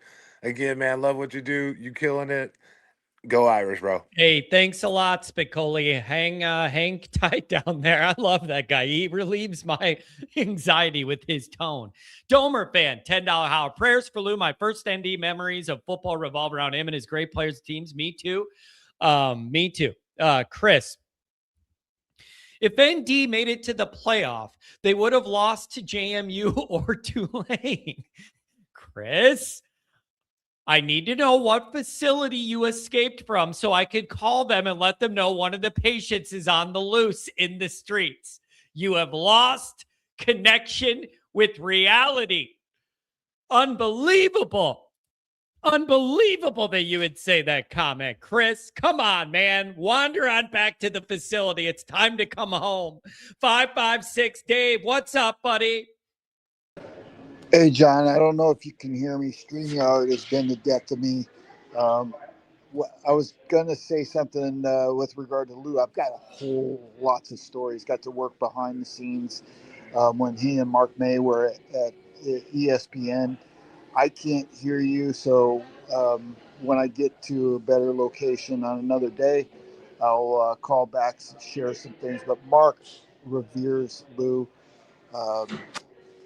And I've got a whole lot of stuff. Having been able to know Lou closely, I'll share at a later date. But I can't hear a thing, so I'm out. Go Irish. God bless everybody listening, and prayers for Lou. Awesome. Dave, get back when you can hear me. Pat, yeah, God, I love your dad, man. He puts up with so much. He's put up with so much crap with us all over the years. You and your three brothers and all the stuff we did. I love your parents so much, Pat. God bless Big Jim, man. God bless him. Todd, what's going on? Welcome, brother. Hey, not much, John. We were -8. We're up to a 1 now. So the temperature's climbing. 4 days in a row, sunshine. We got to like 20 degrees yesterday, and I'm walking around outside like, ooh, I don't feel so miserable. It's not even above freezing. That's how you know how bad it is. I gotta tell you, my 2 oldest granddaughters are really cool. So I text the one this morning. She lives in Beaufort, South Carolina, on an island, right? I said, hey, I'm seeing the forecast. Looks like you're going to get snow. She texts me back, I'm so excited. And I said, ask your dad what the lyrics are to this song. I'm so excited. I just can't hide it. She texts me back this song, and it's the Pointer Sisters. And she's going to be 15 in February. She knows it. She can't wait. She loves snow. She just loves snow. They moved from Jersey down there. She loves snow. Ooh. But I got something for you. I watched this. I got to make you laugh. I listen to you guys. Laughter is good medicine, the Bible says. And it releases endorphins, right? So I thought there was this ad on TV the other day and says force factor, hair growth accelerator. So I don't use it, but I'm just saying. I need a force factor, baby. But anyways, I'm listening to the program this morning, and did you ever hear of a guy by the name of Federer? Remember the golf guy who used to do the interviews? They're always kind of funny. Yeah. Oh, yeah. Faraday was a wild man. Good golfer himself. Yes. A little bit of a drinking problem. Kept finding himself in trouble. Yeah. Faraday's a legend. So here several years ago, I don't know if it was when I was dating my wife or it was after we were married. Anything that comes across my TVs, especially one that I set up in the last 20 years, I can record everything. Anything that comes across them, I can put them on a DVD or VHS or switch them back and forth, whatever. But I have on a DVD, and my wife loved this, when Lou Holtz was with Federer, and he did an interview with Lou. I don't know if you ever seen that. This thing is drop down hilarious. She loved it, man. She just loved watching it. She says, this is really cool. Yeah. I do remember that vaguely. I'll have to go on YouTube, try and find that. Faraday had a way of being very disarming with his interview stuff because he's so self-deprecating and kind of like a down-to-earth type of dude. He had a way of making interview people feel comfortable with him because he didn't take himself too seriously. I always liked that about him. Yeah. The other thing is my son and I last Tuesday got in a discussion about Cam Newton, and my son's 52. my oldest one. And he says, well, Dad, he's just trying to be himself. I said, listen, being himself, he's dressing like an idiot. I said, in fact, he reminds me he dresses like a pimp. I said, that's what he dresses like. And I said, I can't stand the guy. Can't stand him, right? You can wear whatever you want to wear. If what you're saying has any bearing on reality, then wear whatever you want to wear. Well, that's what I mean. To me, he's irrelevant. He's trying to be relevant again. And like the guy said the other day, he had one good year at Auburn, and then he played for Carolina. But outside of that, and he really didn't do anything. But he has these hot takes that are just not tied in a lot of reality. It feels like they give him kind of bullet points of where they want to go, but he doesn't do the research. And then he comes off as like he's certain on a point. It's bad. It's bad. Oh, yeah. I don't watch that programming for a reason. I do not watch this stuff. I only see it if it's on Twitter, because I'm not ever tuning in on 2:00 in the afternoon to watch their dumb shows. I'm not doing it. Yeah, I might hit it late at night, before I go to bed, like on a YouTube, and I see it, and I'm like, oh, what's he going to say? And then lately, Stephen A's been hitting on him, like, come on, what are you serious here? Yeah. Because he said one statement, he goes, maybe I'll go and sign up to be the coach for the Buffalo Bills. Yeah, okay, like you're going to help Josh Allen. Yeah, right, okay. But anyways, there was one person this morning who was talking about, like the playoffs, and how Washington, when we lost our D lineman there, he kind of picked up for the absence. But through my mind went, Freeman's a defensive coach. How much of an influence does he have on this stuff? I mean, he is the head coach, and he can change schemes or whatever he wants to do because he wants to. He's the head coach, and he might have a feeling for that. So I was curious about that. I never really was impressed with the D line, like somebody said, and yeah, we lost 3 coaches, but he's replaced one, right? Our D line with a really good coach. And now he's got to look at cornerbacks, and he's got to look at linebackers. But I'm sure Freeman has short lists, and he's always had short lists. To think that he doesn't would be that he'd be an incompetent coach, and he's not. He's not. He knows these things. I do remember the program. I'm going to tell you what you guys were talking about. It's the ACC Wheel of Destiny. Remember when they used to spin that baby, man? I mean, yeah, they used to have that. That was a good Todd, thing. Do you remember the bit where he would like do a motivational speech for a different team? I remember he would like put on the hat and the shirt of another team, and they'd be like, if you were the Texas coach, how would you motivate him? And then he would do like a fake motivational thing. Like, it was just awesome on a national show where everyone tuned in after the day of college football to have our guy on the dais. And it was a big deal to me to have that Notre Dame representation every Saturday night. Yeah, and the thing is, I remember him and Mark used to get into it too, and he'd go, Mark, are you serious? Yeah. And those guys are actually friends. Those guys are real. They're actual real life friends. They are. Up until recently, they had a little podcast thing going where they would debate and go back and forth. Oh, really? Yeah, I found it a while back. They tried to do a little podcast, just them. But it was, I loved having that Notre Dame representation there all the time. It just made me happy. Yeah. Now I was going to tell you this too. There used to be a saying that the sun never sets on the British Empire. Remember that? Because they had so much land, like, from Australia, Africa, England, United States, because we were a spin-off of them, basically, right? Well, Canada actually was above us, is what they were talking about. But anyway, so now the saying is Notre Dame never has a dull moment. I'm telling you, man, it is always something. So, Todd, what was your reaction to Al Washington, and how did it compare to your reaction to? Well, Mickey?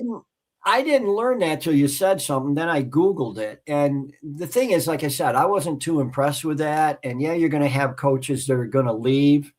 And my thing is, when you were talking about coaches going to the NFL, I kind of thought about it this way. they put this whole effort into recruiting these kids. And then how does it feel if a kid all of a sudden says, I'm going in a transfer portal? It's like, what the heck did I do all this for?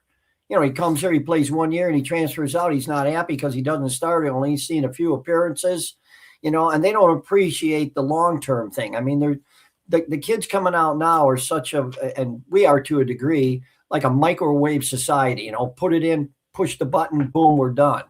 And they want to expect things to happen because, one, they're built up to such a point when they're kids. And I remember the guy that works for ESPN now. He's a defensive back, and he was talking about when Saban came in to coach LSU, and he says, I was a 4-star. I don't know if he was a 4-star or 5-star, come out, whatever the deal was.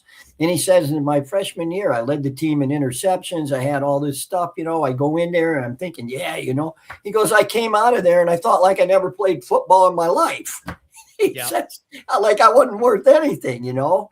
And that was the way Saban would motivate him to do things. But so the thing is, but he stayed with the program, right? I mean, the coach is getting on him for a reason, and he's got to realize that. But these kids want such instant gratification, and because, like I said, they come out of like the fishbowl that they're in. They're the big fish in the little pond, and now they become the little fish in the big pond. And the whole thing is, you got to work. You know, if you don't put in the time and the effort, then you don't deserve to be out on the field.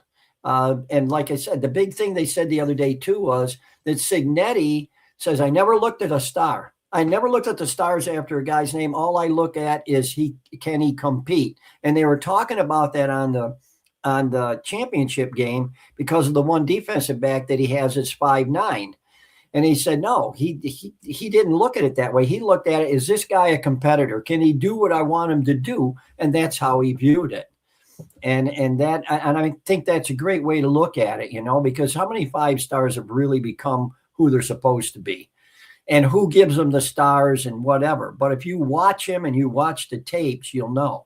Now, the other thing is, whenever you have a coach, a position coach, and you got to know this, I mean, Freeman, no doubt, has picked Mickens' brain about what do you look for? How do you determine and have this feel for these kids? You know, you see something in them. And they've talked. I mean, they're friends. And no doubt they've had talks about this. Like, how do you pick them out? Marcus says, well, this is what I look for. Mickens says, this is what I look for. So he has a good handle on what type of a coach he's going to want. I mean, you know, it's a whole process, and it melds together. Hey, and Todd, like I said, Freeman's a good coach. Here's a question I have that I don't have an answer to. It's kind of inside baseball.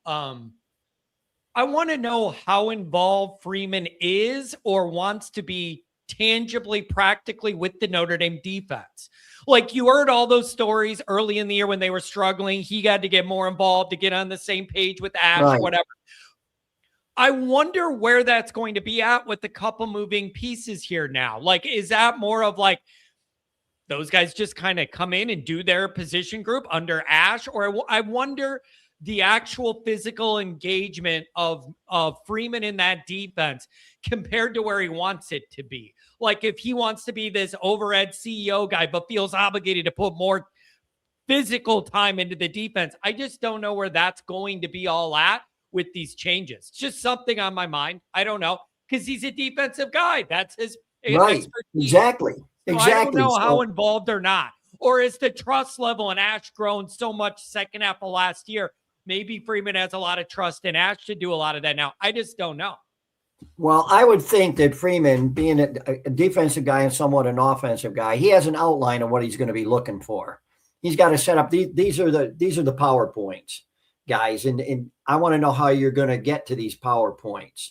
You know, how you're going to do that, whether it be offense, whether it be defense. He's the head coach, so he's putting a lot of, not being an offensive-minded coach, he puts a lot of that on Denbrock. You know, that's the one I want to see. What's Denbrock going to do this year? We're going to have play action. I think we're going to be, I think in a way, not having the running game, but having receivers is going to put a stress on the defense of the teams we play. I mean, last year, yeah, they could stack the box and we could throw some passes. But if you got good wide receivers, right? So you can, I'm just wondering if they do a little bit more West Coast offense, because I think the hardest play to defend at the goal line, and this is, I've come to this conclusion after about 10 years of watching this stuff. I think the hardest play to defend at the goal line from 10 yards in is the quarterback that gets the ball, fakes it to the running back, but the running back's in front of him and he's following the running back. And you have a tight end on let's say if more than likely he's going to run to the right. Now you can screw a lot of defensive up with a right-handed quarterback running to the left if the quarterback's that good to throw against his body. But you're going to have that tight end on the left slowly dragging across the back of that end zone. And the quarterback's running, and the back that he faked to is going to draw somebody maybe to the back. And then you have that little guy go out and run like a skinny flag in the end zone. Now your quarterback's got some options. He can run behind the blocking back. He can throw to the guy running the skinny. He can throw to the tight end coming across, right? I mean, and to me, that stretches the defense. You got a smaller area to work in, but the quarterback now, can the quarterback being a runner put more people for the offense against who's ever on the defense?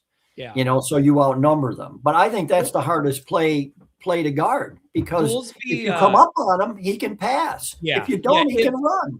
Yeah, it forces you to commit one way or the other. Yes. And it puts in that little moment of frozen, not knowing is all it takes. Yeah. That's it. That's it. Goolsby talks about a lot about Carr saying, I don't need him to be taking off all the time crazy, but just enough of a look with the RPO or whatever to make a defense have that moment of uncertainty of what's he going to do.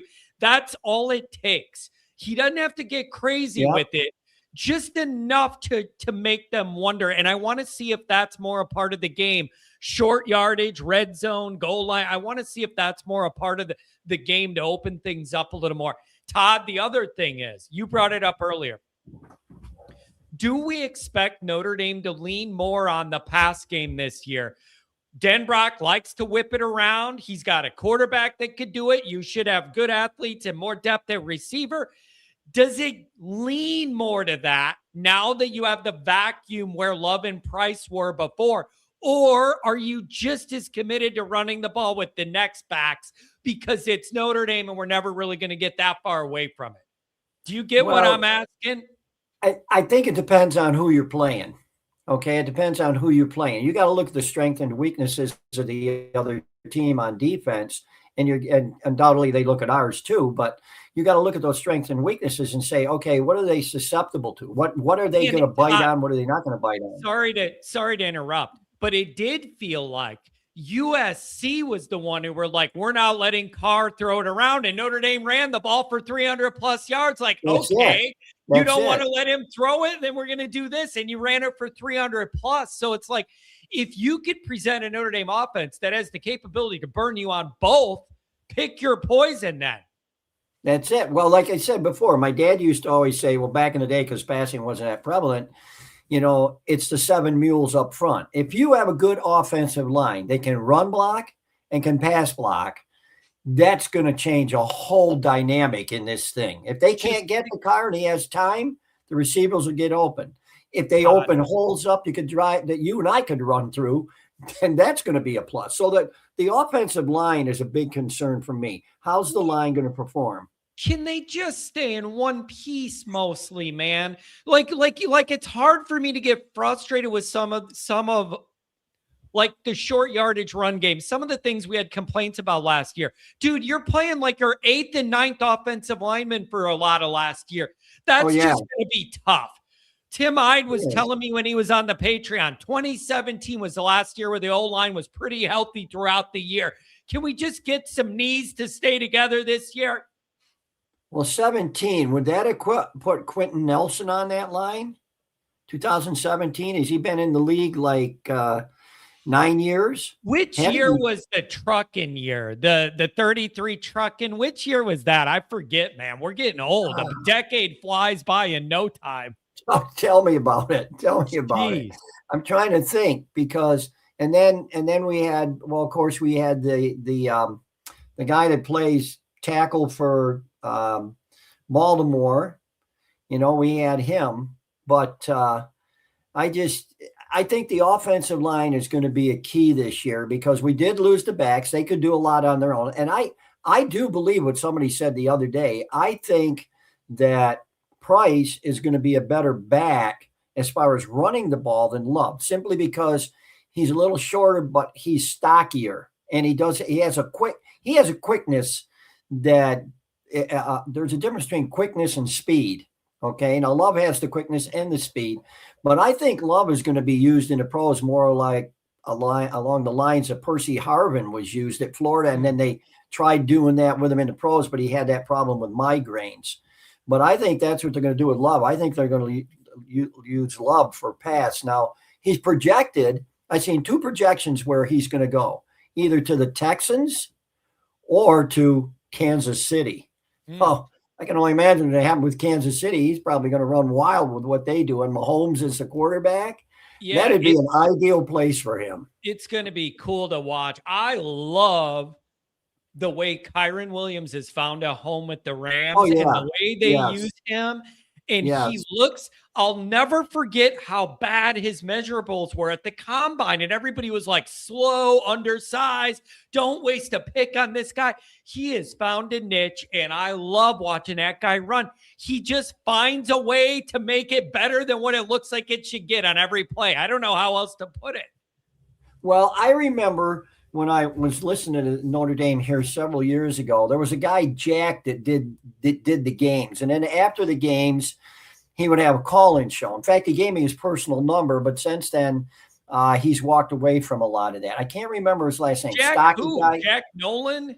Jack Nolan. Yes, okay, Jack Nolan. And I used to have conversations. God bless the guy. Retired, and I see him on Twitter like me and the wife are taking a worldwide cruise. Good for you, Jack Nolan. Yeah, so I'd call into him and I complain. I said, everybody has a problem with Drew Tranquil. He's not worth it. He'll never amount to anything. The guy can't play. He's always hurt. So he had the ACL when they had him at defensive back. Then they moved him. Then they moved him to safety. Then they moved him to linebacker. And I said, this kid is not this kid's an asset. This kid is a good ball player. I said, you got to watch him. Everybody's like, oh, he ain't worth it. Ain't worth it, right? Well, what's he won? One Super Bowl. He signed with San Diego. Then he signed with Kansas City, and he's been a starter every place he's gone. So I don't know what those people were looking at that were knocking him, but you could see the way he did things. He was structurally sound. And I'm thinking, this guy's going to be a good ball player. Yep. And I told Jack, I said, I don't know what these people are looking at, but I said, they're definitely looking at something different than I am. And bingo, there he is, playing for Kansas City now, starting at linebacker. And they have him on pass coverage.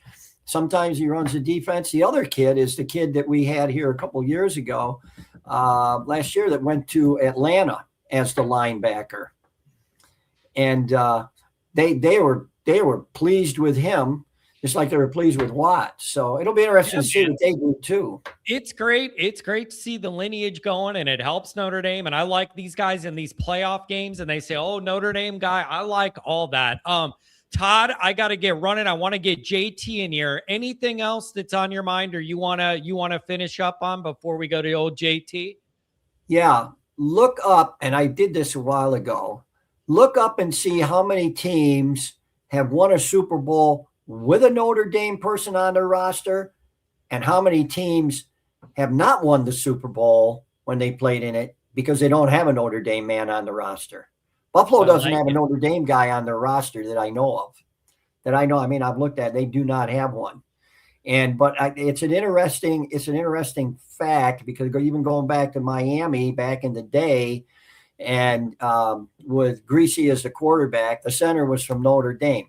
If you look at it, I think more Notre Dame people have been on Super Bowl champions than have been on a losing team. But if you look up the stats, how many haven't had a Notre Dame player and lost in a Super Bowl? That's an interesting thing to look into. But I'll let you go. Stay safe, stay warm, and enjoy the weekend with your kids. Have a good one, Todd. One or two I children. just got the one, and then we got a new dog. That's enough for me. I just got the one and the new dog. I'm fine. Like, I'm fine. Everybody almost died when we had the one kid. The mom almost died. The kid almost died. Helicopter rides all over Chicago. One is enough. Let me tell you, it costs more to raise an animal than it does to raise a child.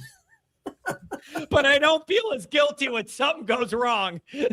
All right, Take Todd. care, John. We'll talk to you, man. Stay warm out there. Yep. And by the way, Todd, next time everybody wants to know what's in your CD case, so you could organize that for us later, My buddy. CD case? Yeah, right behind you. Everybody wants to know what albums you got. Oh, listen, I got a lot of Christian things, but I got a lot of stuff. Used to listen to the Temps. Real big on. I mean, this area here was real big on the stuff coming out of Motown. I mean, huge. I know all the lyrics basically to all the Four Tops greatest hits, Temptations. My favorite one is I can turn the gray skies blue. I can make it rain anytime I want it to, right? You know, and all those things. Everybody just got into Motown around here. When Todd isn't watching Notre Dame, he's in a club at 3 a.m. in the basement at a jazz club or something. There's some R&B. I don't think that. Yeah, right, Todd. You got that hair. You got to hit the streets. Have a good weekend, buddy. Yeah. You take care. Todd. Oh, that guy. He sets up every day. I could see him behind the screen. He has notes a lot of times.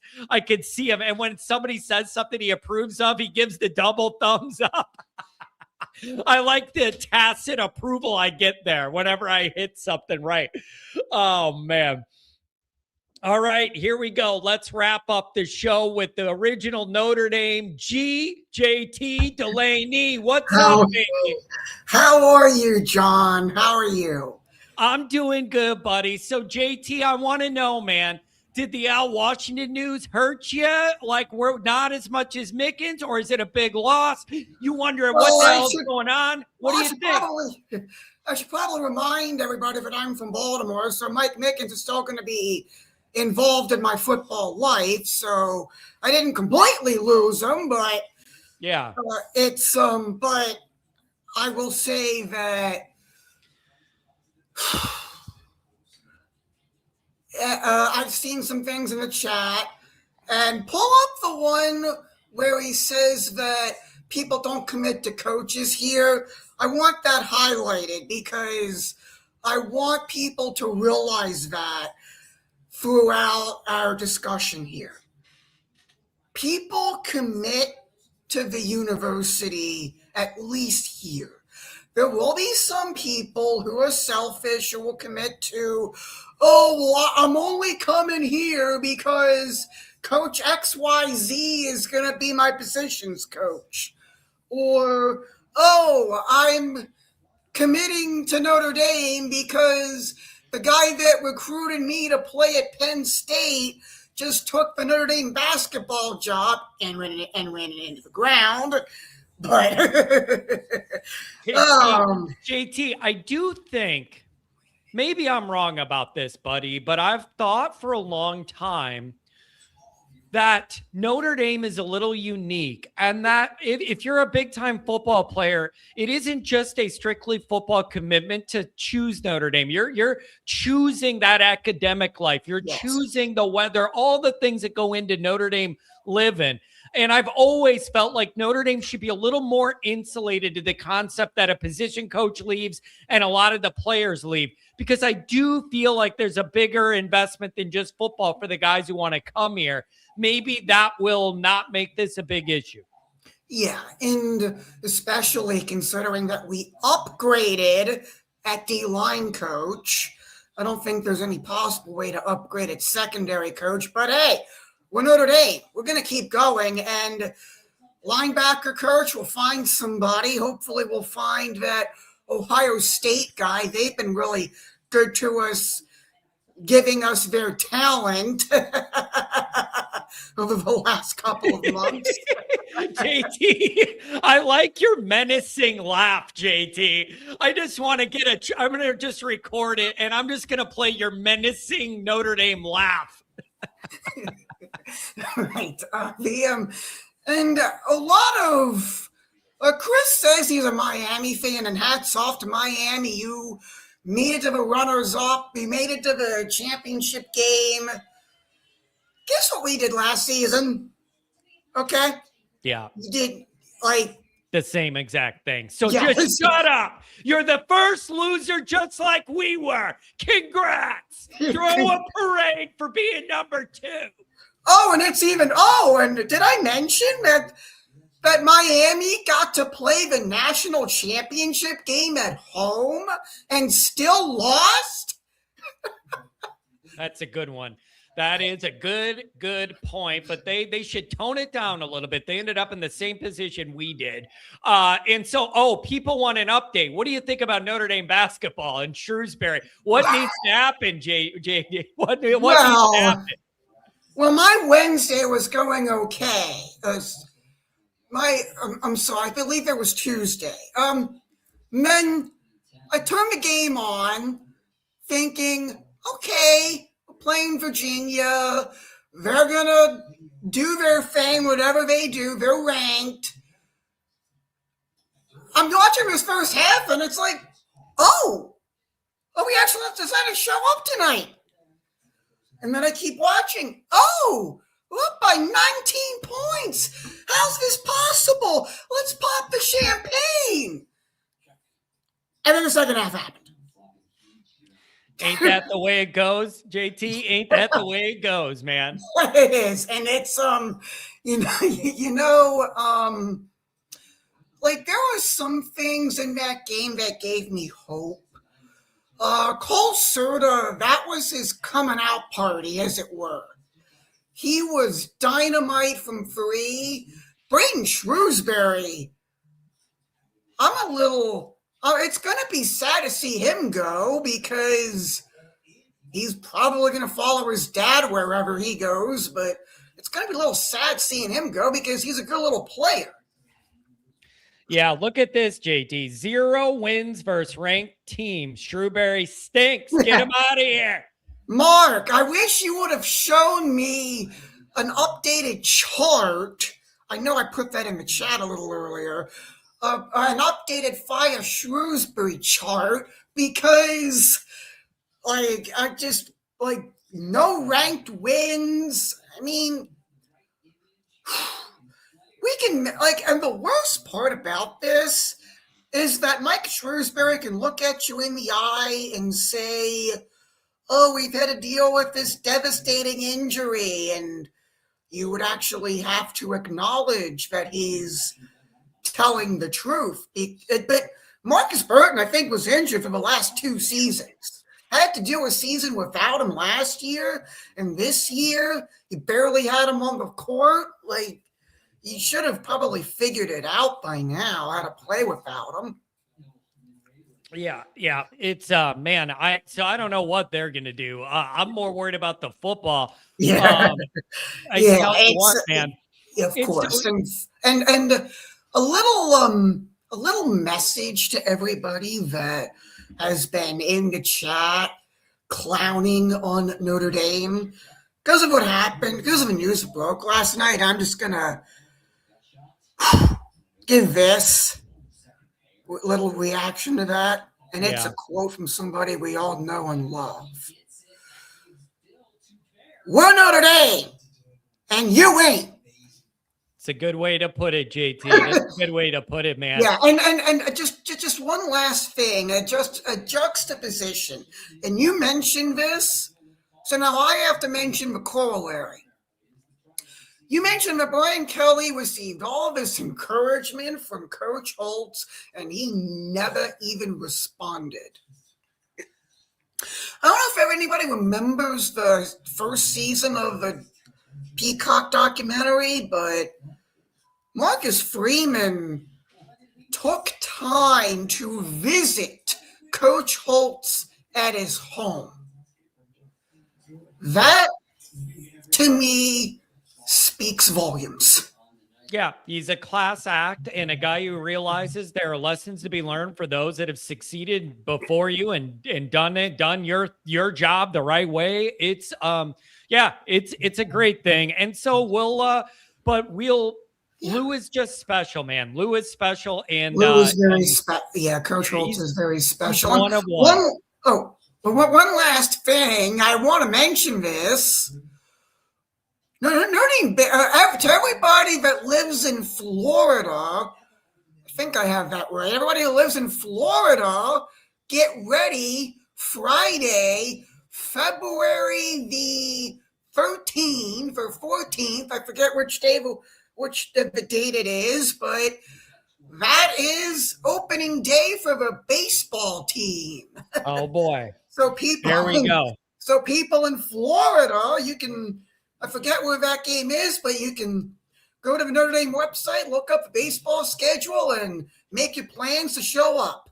Yep. Make your plans to show up. JT, you're the man. Why don't you soak in some sports this weekend? Stay out of the cold weather. Call back next week and let me know where you're at. You got a good full head of hair, and it looks like you're growing a handlebar mustache. You going on a Harley? You riding a Harley around town or what?